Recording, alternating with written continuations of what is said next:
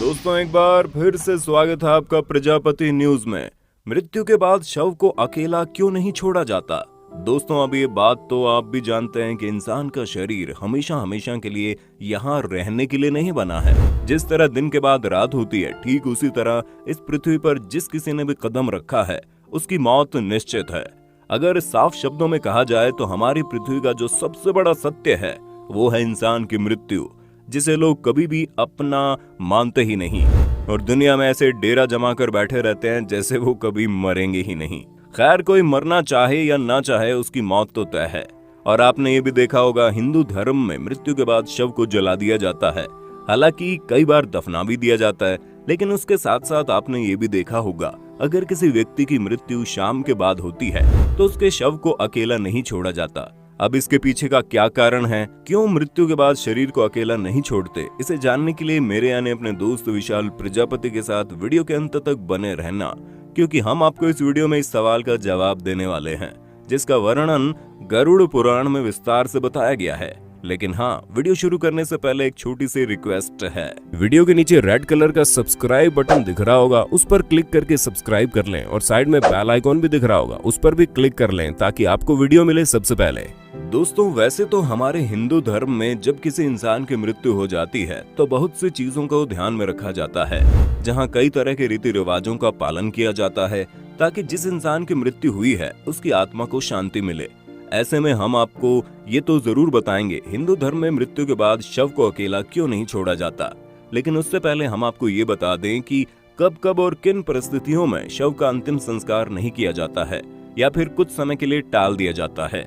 सबसे पहले तो हम आपको ये बता दें कि हिंदू धर्म में किसी की भी मृत्यु सूर्यास्त के बाद यानी सूरज ढलने के बाद होती है तो उसके शरीर को रात भर घर में ही रखा जाता है और फिर अगले दिन जाकर उसका दाह संस्कार किया जाता है। इसके अलावा दोस्तों, अगर किसी व्यक्ति की मृत्यु पंचक समय में होती है तो उसके शव को भी कुछ समय के लिए घर पर रखा जाता है और जब पंचक काल समाप्त हो जाता है तब जाकर उसका दाह संस्कार किया जाता है।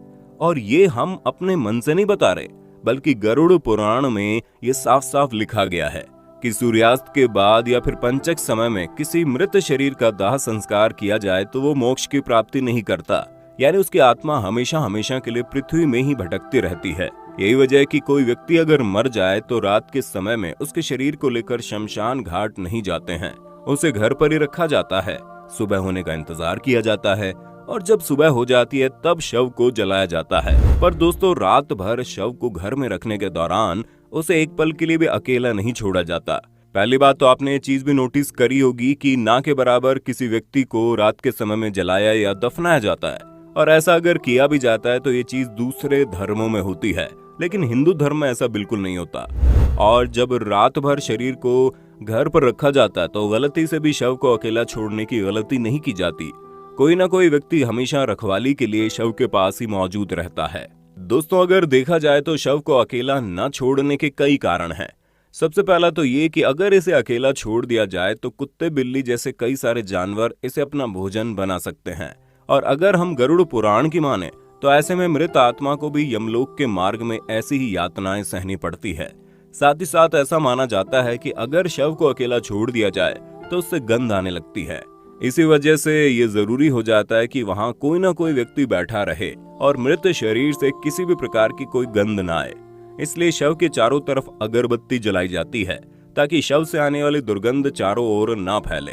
गरुड़ पुराण के अनुसार भगवान विष्णु गरुड़ जी के पूछने पर कहते हैं, हे पक्षीराज, इन सब के अलावा अगर किसी की मृत्यु हो जाती है और उसकी कोई भी संतान न हो तो इस समय पर भी शव को घर पर रखा जा सकता है जब तक कि उसका पुत्र या पुत्री ना आ जाए, क्योंकि जब खुद की संतान मृत शरीर को नहीं जलाती है तो उसको मुक्ति नहीं मिल पाती, पृथ्वीलोक में ही उसकी आत्मा रहती है। इसके बाद भगवान विष्णु बताते हैं कि सूर्यास्त के बाद अगर किसी मृत शरीर को जला दिया जाए तो वो मृत आत्मा असुर, दानव अथवा पिशाच की योनि में जन्म लेता है, जहाँ पर उसे कई तरह के कष्ट सहने पड़ते हैं।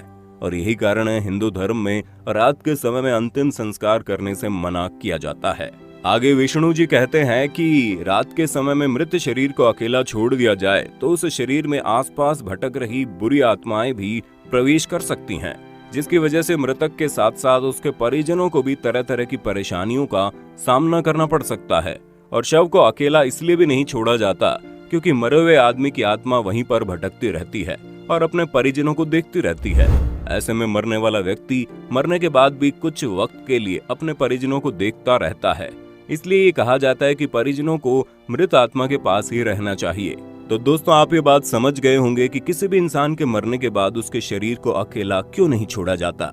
इसमें कई अलग अलग तरह की बातें कही गई है और ये सारी बातें अगर धर्म के हिसाब से देखी जाए तो सच भी है।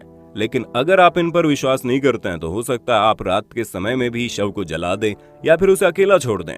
तो हम आपको इस बारे में सिर्फ इतना ही कहना चाहेंगे, गरुड़ पुराण में कही गई बातों पर आप भले ही विश्वास न करें, लेकिन हाँ, प्रकृति के नियमों पर तो आपको विश्वास करना ही चाहिए। किसी भी इंसान के अस्तित्व का अंत सूरज के ढलने के बाद किसी भी तौर पर नहीं करना चाहिए, क्योंकि ये प्राकृतिक नियम के भी खिलाफ है। बाकी आपका इसके विषय में क्या कहना है हमें कमेंट में जरूर जानना चाहेंगे। और इसी तरह की वीडियोस को लगातार देखते रहने के लिए चैनल को लाइक, शेयर, सब्सक्राइब करना ना भूलें। और हाँ, हम फिर मिलेंगे नई वीडियो में। तब तक के लिए जय हिंद, जय भारत। दोस्तों, आपकी स्क्रीन पे 2 और वीडियोस दिख रही हैं, जिसे देखने के लिए आप इस स्क्रीन पर क्लिक करें। दोनों देखिएगा, बहुत अच्छी वीडियो बनी है।